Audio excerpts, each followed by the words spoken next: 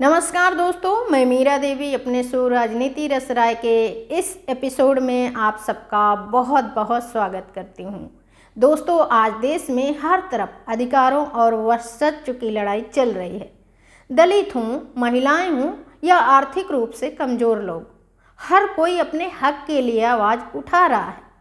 लेकिन क्या यह आवाज़ें सही तरीके से सुनी जा रही हैं? उदाहरण के लिए देख लीजिए, चित्रकूट में चल रही दलित ब्राह्मण खींचतान को ही देख लीजिए। मीरा भारती ने दलित और ब्राह्मण पर एक पोस्ट डाली, उसके बाद क्या था? ब्राह्मण समुदाय उबल पड़ा। यह सिर्फ एक जाति का सवाल नहीं है, यह उस व्यवस्था का नतीजा है जिसमें किसी को हमेशा दबाया गया है और किसी को हमेशा ऊंचा दिखाया गया है। जब इसी जिले के इसी इलाके में अत्याचार होता है, अभी उदाहरण के लिए देख लीजिए, मानिकपुर के पाठा इलाके में पिछले महीने एक लड़की के साथ सामूहिक रेप होता है। नर्स केस अगर भूल नहीं गए होंगे और उस पर किसी ने आवाज़ नहीं उठाई। 26 अक्टूबर को लड़की के साथ रेप हुआ है, तो बरगढ़ क्षेत्र में घटना का सनसनी छाई हुई है। पुलिया के पास था, काफ़ी देर से वो किसी को फोन लगा तो बोल रहा था मैं काफ़ी देर से तुमको देखा था,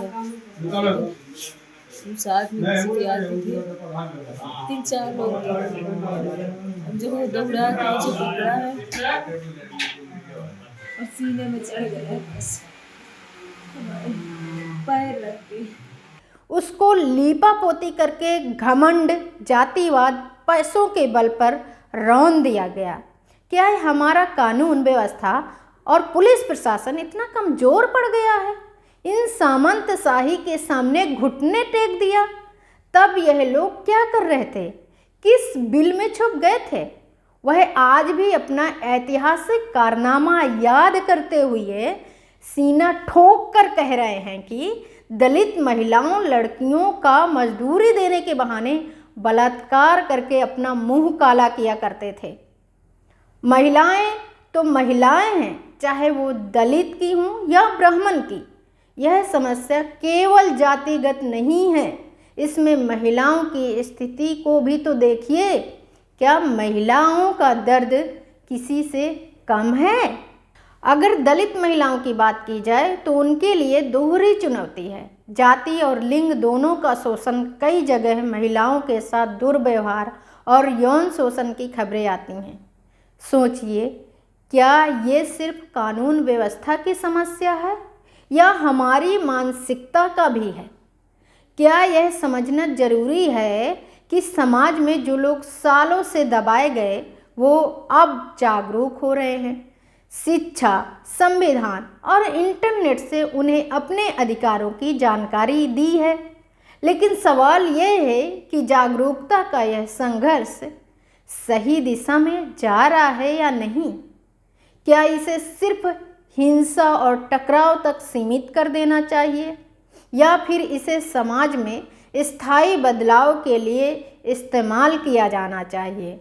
हर चुनाव में वादे होते हैं, विकास की बातें होती हैं, लेकिन सच्चाई तो यह है कि ये क्षेत्र हमेशा पीछे ही रहा है। इसकी भूमिका पर भी बात ही होनी चाहिए।